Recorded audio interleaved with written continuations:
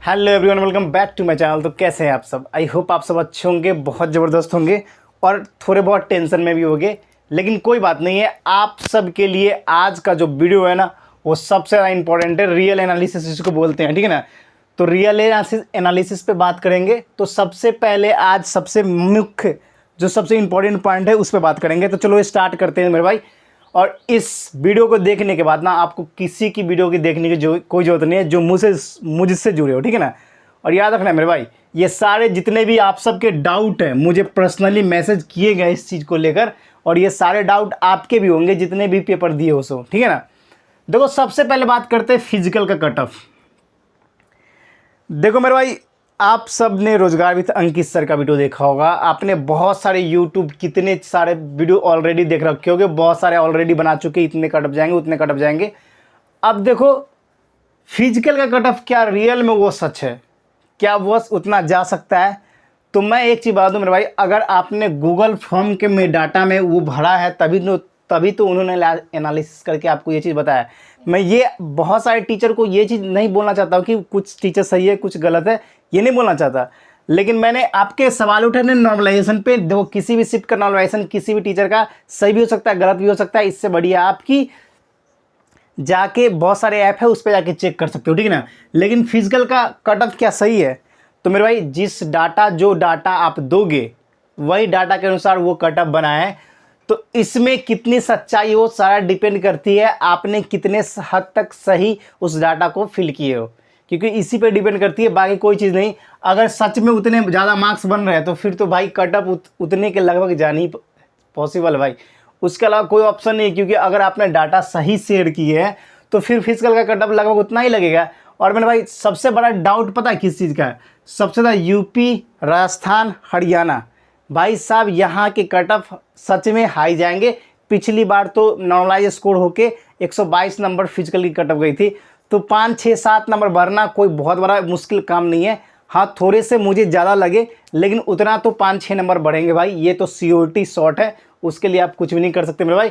तो इतना ध्यान रखो। तो वो डाटा कहीं ना कहीं आपको उससे 3-4 नंबर 5 नंबर कम आ रहा है, क्योंकि वो नॉर्मलाइजेशन स्कोर है। ये चीज़ आप समझ गए होगे, ठीक है ना। अब देखो बहुत सारे बच्चों का डाउट है कि भैया मैं उसके रेंज के बाहर आ रहा हूँ, मेरे नॉर्मलाइजेशन मार्क्स होते भी मैंने चेक एग्जाम आईक्यू के पे किया, ठीक है ना, रैंक आईक्यू पे किया, फिर भी मेरा है ना उतने नॉर्मलाइजेशन मार्क्स स्कोर नहीं सो रहे हैं, उससे डाउन जा रहा है। तो मैं क्या करूँ? कमेंट आया मुझे ऑलरेडी कि भैया मेरे इतने मार्क्स है लेकिन नॉर्मलाइज होके भी मेरे उतने जितने सर ने बताया उससे नीचे जा रहा है, 3-4 नंबर 5 नंबर ऊपर नीचे हो रहा है। फिर आप फिजिकल की प्रिपरेशन करो मेरे भाई।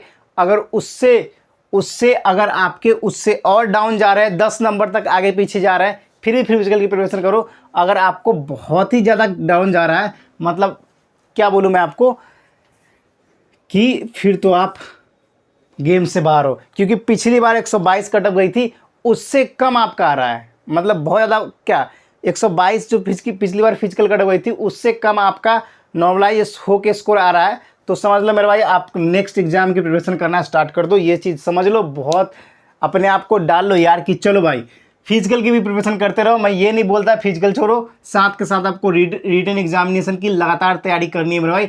एसएससी जीडी करो, एसएससी सीएचएसएल करो, सीजीएल, सीपीओ, एमटीएस, सारे फॉर्म फेज 12 सब है, ठीक है ना, आप सबके लिए। या नेक्स्ट वैकेंसी आपके अगस्त में आएंगे एसएससी जीडी का, उसका भी कर सकते हो। अभी से करोगे बहुत ज़बरदस्त आपके कंप्लीट होंगे, अगली बार सिलेक्शन पक्का हो जाएगा, ठीक है ना।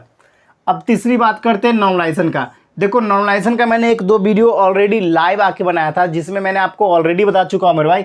सबसे ज़्यादा पॉइंट इसी के है, ठीक है ना। बहुत सारे बच्चों का डाउट है कि कितना नॉर्मलाइजेशन मार्क्स होगा।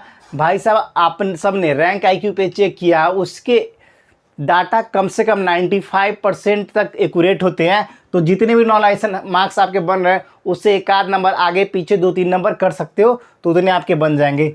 ये चीज़ आप फैक्ट क्रिस्टल क्लियर दिमाग में डाल लो, ठीक है ना। अगली बात करते हैं वैकेंसी इंक्रीज। अब देखो बहुत सारे बच्चों का बहुत ज़्यादा डाउट है क्या वैकेंसी इंक्रीज होगी। अब देखो मेरे भाई, इतने तो मैं ऑफिशियल नोटिफिकेशन आया नहीं है, ये तो मैं सीओटी नहीं बोल सकता, लेकिन इतनी मुझे मेरी गट्स फीलिंग है ना, और आपकी वैकेंसी बढ़ेगी मेरे भाई, बढ़ेगी पक्का। कितनी बढ़ेगी ये मैं नहीं बोल सकता, लेकिन आपकी वैकेंसी कुछ ना कुछ ज़रूर बढ़ेगी, ये चीज़ ध्यान रख लो। अगर वैकेंसी फिर से 50,000 हो गई, फिर कट ऑफ डाउन चला जाएगा, समझ गए। फिर टेंशन ना लो, फिर तो पिछली बार के रेंज में रहोगे फिर भी जीत जाओगे, उससे कुछ मार्क्स कम ही जाएगा। लेकिन अगर आप सबको यही दुआ करना है मेरे भाई, पिछली बार के लगभग में मार्क्स आपके बन रहे हैं, तो बस यही सोचो कि वैकेंसी बढ़ जाए, बस भगवान से ये प्रे करो ताकि आपके वैकेंसी 50,000 तक हो जाए, तो कोई टेंशन लेने वाली बात ही नहीं है। फिर कोई गेम सबका ऑन रहेगा, समझ गए। अब बात करते हैं मैक्सिमम बच्चों का मार्क्स। देखो अब देखो, मैं ये डाटा वो पढ़ने वाले बच्चों का है, मीडियम जो पढ़ते हैं, ठीक ठाक पढ़ते हैं, समझ गए, ठीक ठाक पढ़ते हैं, जिसके आपके 100 से 113 12 तक आपके मार्क्स लगभग बच्चों का, एवरेज बच्चों का आ रहा है। अब देखो जो भी भाई का इसके रेंज में मार्क्स आ रहा है भाई, घबराना नहीं है आपको। सबसे इंपॉर्टेंट बात एक चीज़ बता दूँ, आप बहुत सारे बच्चे अलग अलग स्टेट से, आसाम से है, नॉर्थ ईस्ट स्टेट से है, तो उनके तो इतने मार्क्स होंगे तो भाई वो तो 100% सिलेक्शन ले लेंगे। लेकिन जो रेड जोन में मेरे भाई, अगर आपके इस रेंज में भी मार्क्स आ रहा है, क्योंकि बहुत सारे बच्चों का इसी रेंज में मार्क्स आ रहा है, जितने मैंने देखा है बच्चों का, ठीक ना, तो इसी के रेंज में आ रहा है 100 से 110, 113 नहीं 110 तक बहुत सारे बच्चों का इस रेंज में मार्क्स आ रहा है। तो अभी भी आप गेम से बाहर नहीं हो। इस स्टेट में देखो, अगर आप दिल्ली से हो भाई, बिहार से हो, ठीक है ना, दिल्ली बिहार से हो, बाकी कोई अलग स्टेट से हो जो रेड जोन में आता है, लेकिन थोड़े उसके फिजिकल की कटअप कम जाते हैं, तो ये सब स्टेट के लिए आप फिजिकल की आराम से प्रिपरेशन करते हो, टेंशन ना लो, ठीक है ना। ये मैक्सिमम बच्चों के मार्क्स लगभग इतने ही आ रहे हैं, और जो रेड जोन में उनके मार्क्स ही 80-85 आ रहा है, तो उनके तो कुछ होने वाला है नहीं। देखो मेरे भाई, ये सारे जो है ना, वो मैं जनरल डिस्ट्रिक्ट की बात कर रहा हूँ, ठीक है ना, बॉर्डर डिस्ट्रिक्ट की नहीं बात कर रहा हूँ, ठीक है ना। इस चीज़ को समझ लो, आप सब समझ गए। अब बात करते हैं कट ऑफ हाई जाएगी क्या। अब देखो ये फैक्टर आपके वैकेंसी डिपेंड करती है, और पेपर का पिछली बार के मुताबिक देखें तो थोड़ी सी ईजी तो थी भाई, ये तो सियोरिटी वाली बात है। साथ के साथ कट ऑफ हाई जाएगी क्या, तो एक बात समझ लो मेरे भाई, अगर वैकेंसी नहीं बढ़ी तो पिछली बार के मुताबिक आपके कट ऑफ तो हाई जाने हैं, लेकिन बस वैकेंसी सोचो कि बढ़ जाए तो आपकी कट ऑफ फिर उसी के स्टेबल या उससे थोड़ी सी कम रहेगी, समझ गए। अब देखो व्हाट इज योर ओपिनियन, देखो आपकी क्या राय है, वो भी मुझे जानना जरूरी है मेरे भाई, क्योंकि बिना आपकी राय के मैं कुछ भी चीज़ बता नहीं सकता आपको। तो ये ओपिनियन आपको देना है कमेंट सेक्शन में, ये सबसे इंपॉर्टेंट आप सब के लिए, हम सब के लिए, जो सीरियस एस्पिरेंट है उस सब के लिए, ठीक है ना।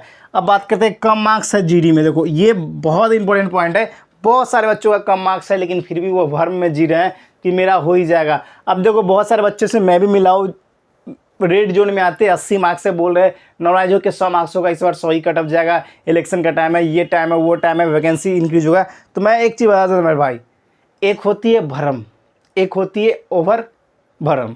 मतलब कहने का अर्थ आती है कि एक तो भ्रम पालना अच्छी बात है यार, लेकिन इतने भी ओवर कॉन्फिडेंस मत रहो अपने आप पे। मैं मानता हूँ यार वैकेंसी बढ़ेगी, ये मुझे भी पता है, आपको भी पता है, लेकिन इतने कम मार्क्स पे आप सोचोगे सिलेक्शन ले ले, फिर आपका कोई चांस नहीं बनता मेरे भाई, समझ गए ना, चांस नहीं बनता मेरे भाई। इस चीज़ को ध्यान रख लो, आपके पिछली बार के कट ऑफ के अनुसार जो भी कट ऑफ थी उसके अप्रॉक्स में आपके मार्क्स बन रहे हैं, 3-4 नंबर आगे पीछे हो रहे हैं, तो टेंशन ना लो, आप फिजिकल के गेम में हो। लेकिन बहुत ज़्यादा कम है, फिर कोई चांसेज का मतलब सोच भी रखना ना एक मूर्खता की निशानी है मेरे भाई। उससे बढ़िया है पढ़ाई करो चुपचाप और नेक्स्ट वैकेंसी की तैयारी करो, ठीक है ना। अब नेक्स्ट वैकेंसी कब आएगी, देखो बहुत सारे बच्चों का ये भी डाउट है। देखो मेरे भाई एक चीज़ बता दूँ मेरे भाई, अगस्त में आपके नोटिफिकेशन आउट होंगे, और आपके फिर से नेक्स्ट ईयर में आपके फिर से आपकी इसकी एग्ज़ाम होनी है। तो एक चीज़ हमेशा याद रखो, अगर आपको लगता है यार कि आप गेम से बाहर हो जाओगे, आपके फाइनल कटअप तक नहीं पहुंच पाओगे, तो देखो मेरे भाई इतना कोई भी श्योर नहीं होता, और आप भी जानते हो अभी जो बच्चा अच्छा मार्क्स भी लाया वो भी श्योर नहीं है। देखो मैं भी क्या करता हूँ भाई, पढ़ाई करता हूँ, आपको भी पढ़ाई करनी होगी दिल से, डेडिकेशन से, फिजिकल करो। मैं ये नहीं बोलता कि फिजिकल मत करो, लेकिन आपको पढ़ाई करना बहुत ज़रूरी है मेरे भाई।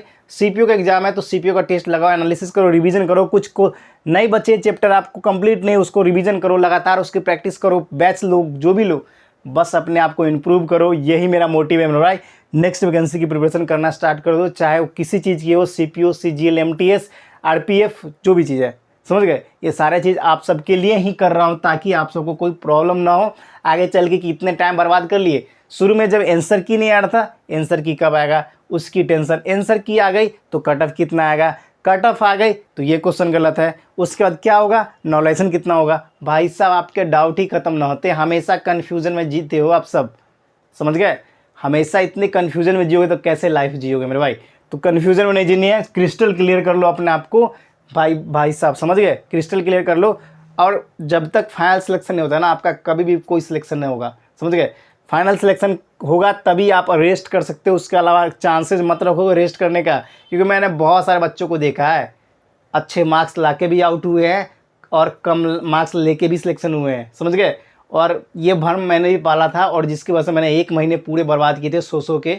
ऐसा गलती मत करना मेरे भाई, जब तक फाइनल सिलेक्शन नहीं तब तक रेस्ट नहीं, और हमें पहुंचना कहाँ है, ऊंचाइयों पर ना।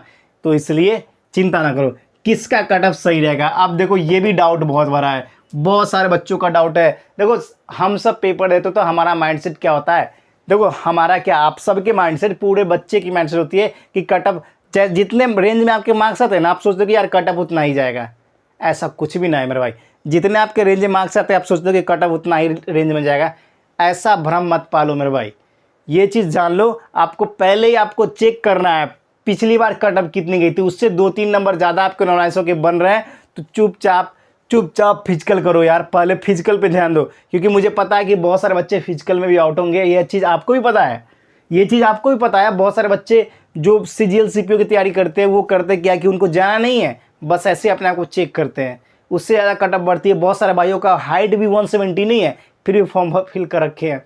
ये सारा डिपेंड किस पे करता है पता है, सिर्फ अपने आप को चेक करते हैं मेरा तैयारी कैसा है। तो ये इस रीजन की वजह से ना कट ऑफ आपकी हाई जाती है, समझ गए। और देखो एक चीज़ बताओ मेरे भाई, और यूपी का राजस्थान का, यूपी का खासकर कट ऑफ हाई होने का भी चांसेस है ना। आपके यूपी की पेपर लीक हो गई, अगर लीक ना होती ना फिर देखते मेरे भाई आपकी कट ऑफ उतनी हाई नहीं जाती, बाकी किसी अदर स्टेट की चली जाती, ठीक है ना। तो ये सारे भी फैक्टर है, इस चीज़ को समझो। अब देखो फिजिकल रनिंग नहीं हो रहा है, देखो फिजिकल में रनिंग नहीं हो रहा है। अब देखो बहुत सारे बच्चों का ये भी डाउट है, पैर में दर्द है, सीन पेन होता है, रोड पे दौड़ते हैं। तो मेरे भाई एक चीज़ इसके लिए है, आपको वो मेहनत करनी पड़ेगी, चाहे आप रो के करो, पढ़ के करो, सो के करो, मुझे फ़र्क नहीं पड़ता ना, आपको भी पढ़नी चाहिए। मेरे पैर में भी दर्द होते हैं फिर भी मैं पढ़ता हूँ आके, आपको भी पढ़ना है। फिजिकल में रनिंग नहीं होता तो रनिंग करो, स्टेमिना बिल्ड नहीं है तो अभी टाइम बचा हुआ है, धीरे धीरे स्लो रनिंग करके अपने टाइम को कम से कम 5 किलोमीटर तो आपको दौड़ना ही दौड़ना है। जब आंसर की नहीं आया था ना, उसी से पहले मैं बोल रहा था कि अपना स्टेमिना बिल्ड कर दो, बाद में आप धीरे धीरे करके अपना टाइम घटाने की कोशिश करना। लेकिन बहुत सारे बच्चे सुनते क्या है मेरी, क्यों उन्हें लगता है कि भाई साहब ये मेरे उम्र का लड़का है, क्या बताएगा ये, आप सबको यही लगता है।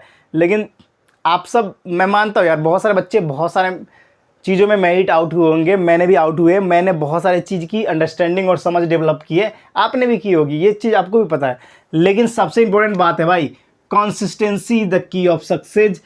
देखो बहुत सारे बच्चे बोलेंगे हार्ड वर्क करो, हार्ड वर्क करो, हार्ड वर्क करो, और बहुत बोलेंगे स्मार्ट वर्क करो, स्मार्ट वर्क करो, स्मार्ट वर्क करो। मैं ये चीज़ बोलता हूँ मेरे भाई, बिना हार्ड वर्क के आप स्मार्ट वर्क का अप्रोच डेवलप नहीं कर पाओगे। तो किसी भी चीज़ में फिजिकल करने जा रहे हो, 5 किलोमीटर नहीं दौड़ रहे हो, 1600 मीटर दौड़ रहे हो, चीटिंग कर रहे हो, बोल रहे हो कि भाई साहब आपके कंप्लीट हो जाएंगे, तो इस भ्रम में मत रहना, क्योंकि सारा गेम आपका स्टेमिना का है। ये सारे चीज़ों को ध्यान रखो मेरे भाई, और आपको लगातार फिजिकल की तैयारी करनी ही पड़ेगी, रोड रनिंग करनी ही पड़ेगी, पैर में सीन पेन उखड़ने ही उखड़ने हैं। सुबह में चना मूंग खाओ, ये सब खाओ, ऑयली फूड मत खाओ। अगर फैट ज़्यादा है तो फैट परसेंटेज आपके बॉडी में कम है, आपकी वेट कम है, तो फिर आप फैट गेनिंग का जो बहुत सारे वीडियो ऑलरेडी होता है, क्योंकि वहाँ से आप चेक कर सकते हो कैसे क्या करना है, और उस प्रकार के कामों को करो। और बस यही बोलेंगे, सारा गेम आपका फिजिकल पे है, इस चीज़ को ध्यान रखना। बस यही हम चाहते हैं ना, अगर इतनी ज़्यादा आपकी कटअप बढ़ेगी ना, तो इस चीज़ को ध्यान रखना, पिछली बार आपके 10 से 12 नंबर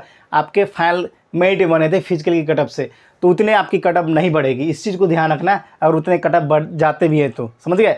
तो ये सारे फैक्ट आपको कैसे लगे, अब इसके बाद आपको कोई एनालिसिस वीडियो देखने की कोई ज़रूरत नहीं है, आपके सारे डाउट हो गए हैं क्लियर।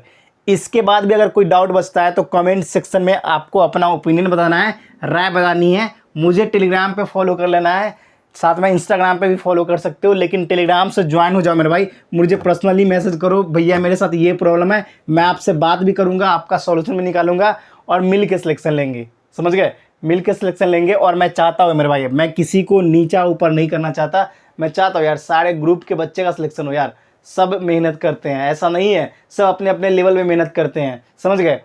तो हमेशा किस्मत के भरोसे मत बैठना मेरे दोस्त, क्योंकि मेहनत करोगे ना तो किस्मत बदलेगी, और किस्मत मेहनत करने वाले बच्चों को ही सिलेक्शन मिलती है, समझ गए।